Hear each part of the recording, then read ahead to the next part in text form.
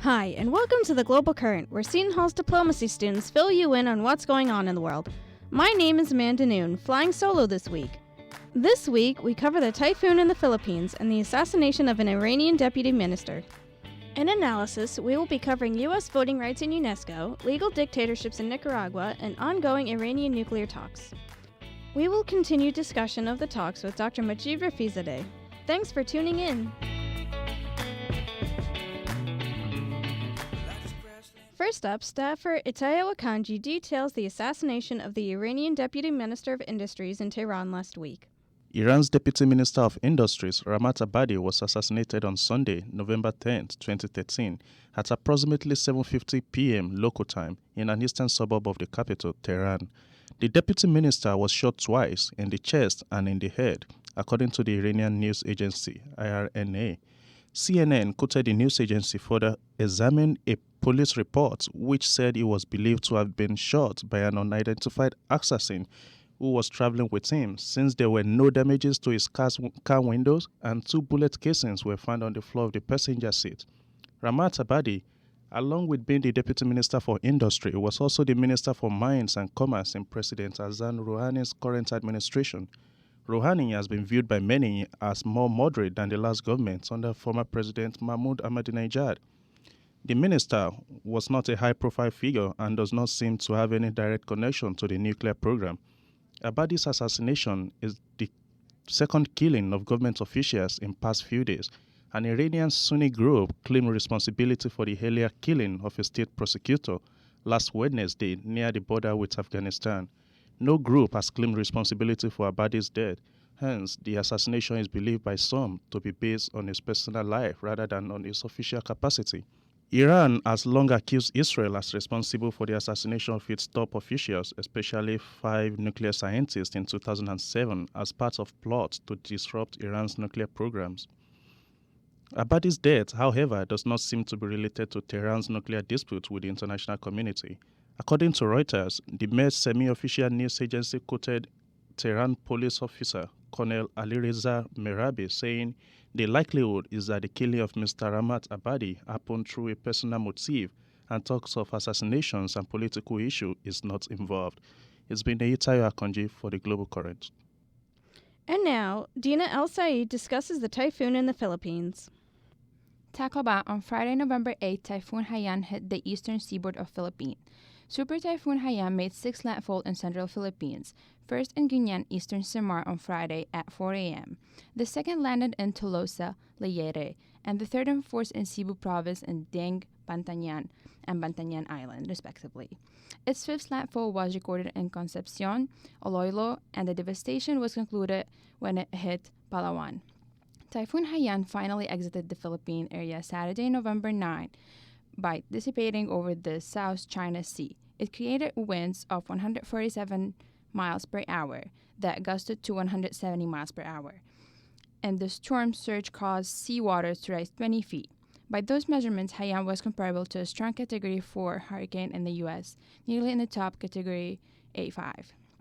Typhoon Haiyan left 37 provinces in Philippines almost fully submerged and over 900,000 people displaced. Heading into the weekend, the United Nations Office for Coordination of Humanitarian Affairs put the confirmed death toll at 4,460, with concerns that the number may rise.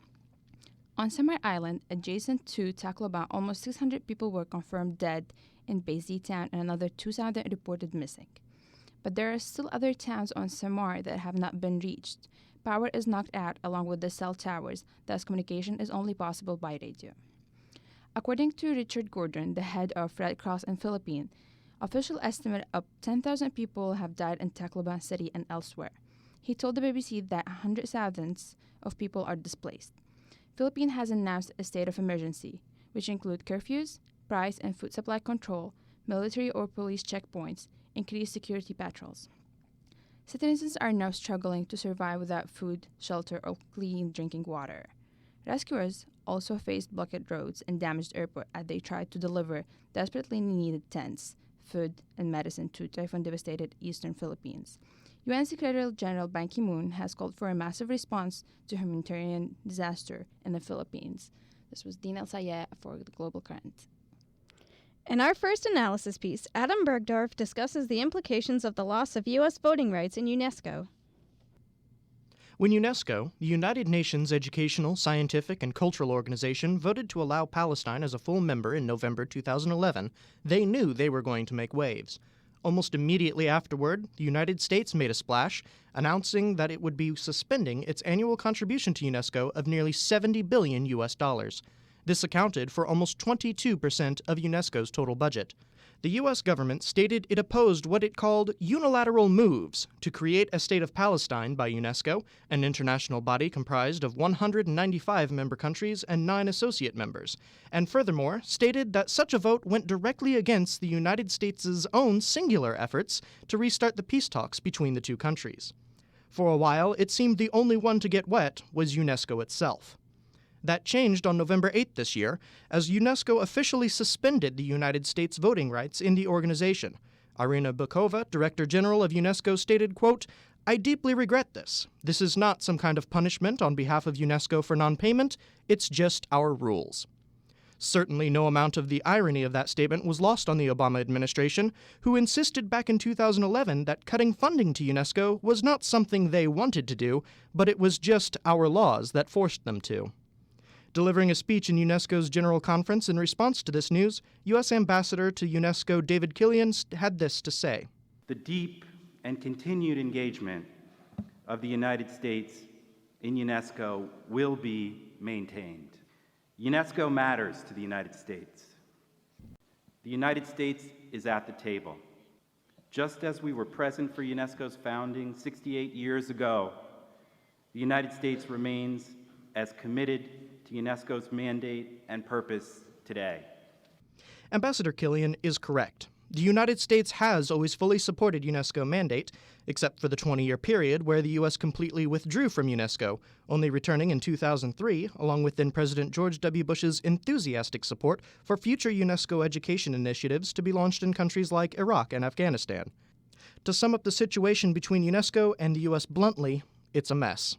Neither side has come out of this debacle unharmed, and both UNESCO and the U.S. will be facing the repercussions of this series of events for years to come. The United States faces both some embarrassment and loss of credibility on the world stage.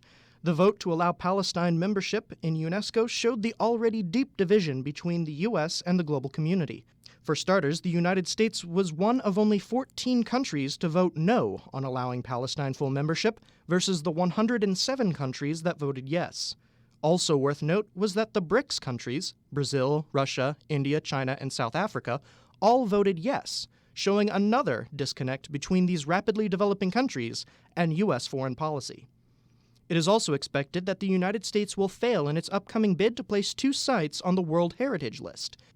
The listing of these sites, an archaeological site in Louisiana and a group of Spanish missions, including the Alamo, in Texas, was projected to bring in over 1,000 new jobs in Texas alone. UNESCO is also suffering due to the loss of funding from the United States. When Bokova was elected Director General in 2009, she entered with a broad, active agenda. UNESCO was no longer to simply be a guardian and promoter of education, culture, and science, but instead, UNESCO would find ways to utilize these subjects to promote peace and sustainable development. Bokova was a key player in forming UNESCO's input in the new post-2015 Sustainable Development Agenda, and has lobbied extensively to involve UNESCO in operations to promote human rights, environmental policy, and cultural diversity. However, this grand agenda was clearly truncated with the loss of over 22% of UNESCO's budget when the U.S. withdrew its funding only 2 years into her directorship. Although Bokova won re-election in a second term last week, it is clear that the budgetary constraints are going to weigh heavily on the formulation of her next agenda. There is also a significant loss to U.S. soft power along with the loss of U.S. voting rights. This is troublesome for both the U.S. and UNESCO. Although the United States was often at odds with some of the specific UNESCO programs, they did fully support the broader mission objectives, like education equality among genders, promotion of science and technology development, and preservation of cultural landmarks. UNESCO needs the United States' support not just in monetary terms, but in political terms, to push other countries to educate women and children, to demonstrate the power of science and technology, to serve as an example of success to those countries who would rather oppress than liberate. Those cheering for UNESCO's accomplishments will undoubtedly notice the loss of the U.S. voice. Irina Bokova summed up the situation in her speech at the General Conference. I regret the loss of voting rights by the United States. And let me be very clear. This is not only about financing. This is about values. This is the smart power that is in need so much today to lay the foundations for lasting peace and sustainable development. This loss of soft power will also affect the United States' ability to exercise its influence in shaping future UNESCO policies. One of the main reasons why the United States left the organization in the 1980s was that the government felt UNESCO was giving too much power and voice to anti-West agendas. Whether this accusation is true or not, one can see the obvious problem the U.S. now faces. How can the U.S. make sure that it won't happen again if it no longer has any power in the organization? Not to mention, this loss of voting rights also signals the closure of an entire avenue of diplomatic quid pro quo, where countries can routinely trade support for UNESCO agenda items for support in other diplomatic endeavors. The situation can still improve, thankfully. Both Bokova and the Obama administration have pledged continuing interaction throughout this period, and Obama has taken steps to renew his congressional fight to restore UNESCO funding and pay our dues. Both sides know the situation they find themselves in is a messy mistake. For the sake of UNESCO and the United States, and science, culture, and education everywhere, let's hope they can wash the slate clean and renew a solid, working partnership. Adam Bergdorf, Global Current. And now, staffer Valeria Gomez discusses the beginning of a legal dictatorship in Nicaragua. The National Assembly in Nicaragua passed a proposal that will allow reforms to the political constitution of Nicaragua. These reforms will permit unconstitutional President Daniel Ortega to remain in power indefinitely. Some of the most alarming constitutional reforms include dropping the already low requirement for receiving 35% of the votes in presidential elections to avoid a second round of voting, allowing for the removal of members of Congress who vote against their party leadership, and increasing government control over the radio, television, telephone, and internet services. The reform further allow active duty military and police officers to hold government positions. And the most concerning of all is that the reforms allow presidential appointees to remain in power beyond their current terms and provides new decree authority to the president while giving the president full control over the members of the Economic Planning Council. These measures all further institutionalize the FSLN party organizations into the government and constitution, further merging the government and party. Paragraph 4 of Article 150 of the Constitution concerning the powers of the president would read, "The President has the power to issue executive decrees with the force of law in administrative matters." Under the current Constitution, the same paragraph does not give the President authority to have the force of law. The proposal eliminates the percentage needed for a President to be elected and now leaves the decision to provision of Article 146, which states that the President may be elected by a relative majority of the votes and not necessarily the approval of more than 50% of votes. According to legal analyst Gabriel Alvarez, who was interviewed by online newspaper The Nicaraguan Dispatch, these reforms will be the padlock on a system that is being close to democratic reform. It will prevent any possibility Nicaraguans have of reversing the advance of authoritarianism. This represents a total reform of the Constitution because they're changing the entire essence of the Nicaraguan political system. The constitutional reforms will essentially permit a legal dictatorship to form in Nicaragua because the Constitution will mandate that President Daniel Ortega can stay in power indefinitely. These measures will destroy any hope for democracy in Nicaragua since his dictatorship will technically be permitted by law. If the reform passes, it's the end of hope for democracy in Nicaragua. The reforms will modify over one-third of the Constitution.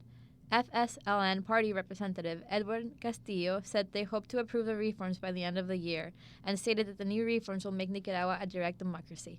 However, according to the Nicaraguan Dispatch, some legal analysis worry that the promise of direct democracy is window dressing for a much more nefarious political project, one that will tighten Ortega's grip on Nicaragua, derail any hope of a democratic alternation of power in the years ahead, and polarize the country to violent extremes. Through various legal maneuvers, Ortega has managed to control the courts, the electoral authority, and the legislature to ensure that he has power over all branches of government. It is important to note that Daniel Ortega ignored the Constitution in 2011 and ran for re-election in spite of a constitutional ban in Article 147. Because of this, changing the Constitution to expand his term is not his number one priority, but rather he has another hidden agenda. No legal institution or written document has been able to challenge Ortega thus far, so it goes to show this constitutional reform is about far more than re-election. The reforms can be seen as a ploy to undermine democracy and a power grab that will not allow the Sandinista party to be overruled, even if Ortega does not remain president. Furthermore, we must remember that the president does not have the power to change the Constitution without a constitutional convention. Changes to the Constitution should not be determined by one bloc of a political party. Finally, no president has the right to change the Constitution without consulting the people or holding a referendum. What President Daniel Ortega is doing is illegal, unconstitutional, and illegitimate. Many are worried that if the reform passes, there will be violent outbreak and the uneasy peace that remains in Nicaragua will result in a bloody fight. On the other hand, many fear that the growing apathy and acceptance of events like this by a certain section of the populace will only allow Ortega to tighten his grip until there is no hope for civil rule, civil society, freedom of expression, and many civil liberties. I want to know that each populace is deserving of its government. These reforms are a direct attack on the right of each and every Nicaraguan citizen. Therefore, it is time to be awakened and leave the apathy and conformity behind. Valeria Gomez Palacio for the Global Current. Finally, analysis writer Taylor Smith informs us on the current status of the Iranian nuclear weapons talks. The past few months have been witness to the most extensive diplomatic interaction between Iran and the United States since the Iranian Revolution. A combination of factors have allowed for the current diplomatic situation to formulate, most important of which has been the election of Hassan Rouhani as president of Iran this July, the impact of which cannot be understated. His moderate stance on issues such as civil rights, the Iranian economy, and Iran's nuclear weapons program has given the West an opportunity to reestablish relations and promote more open dialogue with the newly moderate Iranian leadership. This is clearly a golden opportunity for the United States. The Obama administration is seeking to move its foreign policy platform away from the Bush Doctrine and its legacy of regime change. Bringing Iran into the international system as a proactive member of critical institutions such as the Nuclear Non-Proliferation Treaty and World Trade Organization would be a major foreign policy win for the United States. These recent developments have culminated in a series of talks in Geneva, Switzerland that began last Friday to set up an interim arrangement which, according to the New York Times, would temporarily freeze Iran's nuclear program. These talks between Iran and the permanent 5 members of the UN Security Council plus Germany, also known as the P5+1, unfortunately broke down over a couple disagreements this past Sunday. According to the Washington Post, the talks stalled over technical issues, including details of nuclear concessions required of Iran and the incentives the Islamic Republic would receive in return. Even though talks are set to resume in Geneva on November 20th, it is vital that both Iranian and P5+1 negotiators understand why the talks initially failed, in order to successfully negotiate in the future. The United States is currently under a lot of pressure both domestically from Republicans in Congress and internationally from major allies such as Israel and Saudi Arabia to not follow through negotiating a deal with Iran. The New York Times points out that quite a few opponents of the Obama administration have endorsed comments that were made by French Foreign Minister Laurent Fabius over this past weekend. Fabius declared that the current negotiations were a, quote, fool's game and that they were a tool for Iran to stall the West long enough to develop its own nuclear weapons program. Israeli Prime Minister Benjamin Netanyahu has also endorsed this sentiment. In fact, he has been lobbying for various Jewish American lobbies in the United States over the past few weeks. At one of these lobbies, he states, "And when it comes to the question of Jewish survival and the survival of the Jewish state, I will not be silenced. Ever. Not on my watch." According to PBS NewsHour, Netanyahu states that this deal is one that would enable Iran to keep enriching uranium. However, it does appear that both the United States and other members of the P5+1, as well as Iran, expected a deal to be done this past weekend. If this had been untrue, then Secretary of State John Kerry would not have been flown out to Geneva on Saturday to negotiate on behalf of the United States. Reports have also come out in recent days that point to France as a major antagonist in the current negotiations. According to PBS NewsHour, it is no surprise that France has always been the most hawkish in their private discussions, based on their long history of negotiating with Iran. But what has come as a surprise were the comments made by Fabius. Many, especially in the Obama administration, feel publicly blindsided and uncertain of France's true objectives for the current round of talks. But these sentiments have been downplayed by Secretary of State John Kerry, who reiterated Monday that the P5+1 are united in their goal for Iran to peacefully abandon pursuing nuclear weapons. Instead, Secretary of State Kerry blamed Iran, stating that Iran was unprepared for the gravity of the negotiations. He also denied that the current deal on the table would threaten regional ally security concerns. According to the Washington Post, he rejected claims that the deal would, quote, allow Iran to retain some of its civilian nuclear capabilities. Iranian Foreign Minister Mohammad Javad Zarif placed blame on the division within the P5+1 as the catalyst for the breakdown in talks. These divisions, Zarif argues, resulted in Iran receiving an agreement at Geneva that was quite different than the one originally negotiated on last Thursday. The reaction in Tehran and elsewhere in Iran seems to show how the Iranian people feel regarding the importance of these talks. According to CNN, due to ordinary Iranians' anger with Fabius, it seemed the United States government was no longer public enemy number one in Tehran. The breakdown of talks, to an extent, soured relations between Iran and the West, but there is still optimism that a deal can be made. John Kerry spoke to the Associated Press on Sunday and said this. We not only narrowed differences and clarified those that remain, but we made significant progress. The bottom line is, the United States of America sees these talks as being of vital national interest, not only for itself, but for its allies. With talks resuming on November 20th, time will allow for more common ground to be found between Iran and the U.S. The result could be a potentially unprecedented deal in which a regional power, for the first time, negotiates a peaceful withdrawal from the pursuit of a nuclear weapon. This would be a milestone in the fight to limit nuclear proliferation. This is Taylor Smith for The Global Current. Finally, Laura Toledo interviews Dr. Majid Rafizadeh, president of International American Council and senior Harvard fellow, on the ongoing Iranian nuclear talks. I'm here today with Dr. Majid Rafizadeh, president of the International American Council and a senior fellow at Harvard University. Thank you so much, Dr. Rafizadeh, for joining us. Thank you, Laura, for having me. So to get started, just to be clear on the terminology and get some background on the issue, when were the last IAEA inspections in Iran? How accurate is the data we're seeing in the news? There have been reports that they're enriching at 20% uranium-235, which is a higher enriched level that would make weaponizing radioactive material much quicker. Is this accurate? How should we know?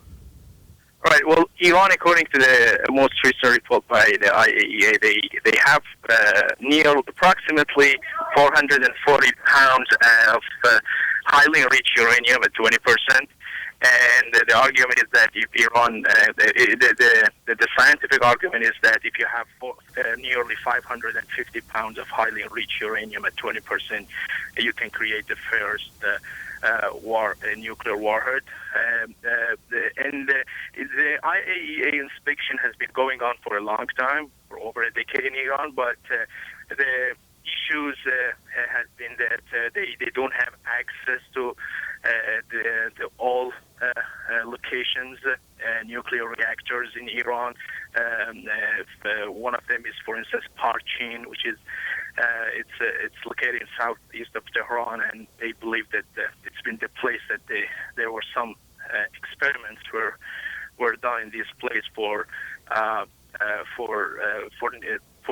testing or triggering the nuclear. Iran's nuclear capabilities. This was the first place, but the inspection has been going on under Ahmadinejad's era. There were much tensions between Iran and the IAEA and the international communities, but now they believe that the environment is changing. I see. So now turning to the talks, is this the first time Iran has interacted with the international community? They've kind of been labeled, at least by the U.S., as a rogue state and not willing to interact at all. So what do these talks mean for Iran's incorporation into the international system? Well, there was an optimism from the beginning that Rouhani's government is a moderate government, and at least the difference between Rouhani's government and Ahmadinejad's government was that Rouhani is willing to negotiate, and he's coming to the negotiating tables. He's talking his nuclear team with the Foreign Minister Jawad Zarif and the other people are talking with the U.S. officials, and they're willing. There is some eagerness. It is argued that they want to reach a deal. But I think the whole optimism from the beginning really set high expectations. And the reason I'm saying this is that there was no problem with the general, let's say, proposal of Iran from the beginning, or presentation that Jawad Zarif gave in English language, and it was more about really the roadmap, and everything was okay. But I think the differences between Iran's position on its nuclear program and let's say the West or P5+1 stands on Iran's nuclear program, I think it's too deep to breach. And the differences will come up when you start going into details. And that's what happened. The first time everything looked okay, and then when they started to talk about the details, about the percentage of enriching uranium, about the whether to halt some of the programs or not, I think then the differences emerged and Iran walked out of the negotiating room. So it's I think it's very important really to not to set the expectation high and look at whether they're going to agree on the details or not. That actually leads precisely into my next question. We've seen kind of a stutter system. Talks have started and stalled. Last weekend, they were extended into an unscheduled third day, but then once again delayed. What will be different this coming week? I think talks are scheduled to be reinstated on Wednesday. Well, if they're taking the same position, which is Iran's position, is that it's insisting that the international community has to acknowledge that Iran has the right to continue enriching uranium. That's the stand that Iran is taking, and that's one of the major the major factors that is really creating opposition within the international community. If Iran keeps its stance and does not change it, then and if the West also continue, I think, emphasizing on its conditions, which is the first one is that Iran has to halt some nuclear reactors, and if it wants to continue enriching uranium, it has to be on the 3.5% yearly, which can be used for civilian purposes. And Iran has to halt some of the major nuclear reactors during the 6 months of negotiations, because it is believed that Iran is, according to the latest IAEA report, Iran has advanced technologically in a considerable amount in the last year, and they are just short step away technically from really reaching the weapon-grade material. So I think if they insist on their position, and if they don't want to compromise each side, I don't think there will be any differences with the previous talks, and this one also will fail. We've seen members of the Obama administration, Secretary Kerry and President Obama himself, pushing to delay sanctions to give these talks a chance. Are other members of the P5+1 also taking these actions? How far will that go in reassuring Iran that the international community is dedicated to seeing diplomacy through? Right, I think that's a great question, Laura. I think it's good to understand that there are differences also between the stance of the P5+1, which are the 5 members of the UN Security Council plus Germany. Usually, these talks, France is really much to the right of the United States, and they're more conservative when it comes to signing a deal with Iran. I think the concern of the Obama administration has been that if they don't sign a deal with Iran, the alternatives are much worse. The alternative, since Iran is very close to what they believe to the nuclear breakaway capacity, the alternative are only military intervention. And Obama administration has been really reluctant to discuss the alternatives. And I think that's what France has been more, I think you can say, has been taking more, you can say, assertive stance here, that they're not going to sign a deal unless they ensure that Iran is going to halt its nuclear activities in its enrichment for 6 months during the negotiating period. Thank you so much for joining us here today, and Thank you, Laura. we appreciate you taking the time. Okay, thank you. Thank you for having me. For more information, be sure to check out blogs.shu.edu/global current. That's it for our show. I'm Amanda Nguyen. Thanks for tuning in. See you next week.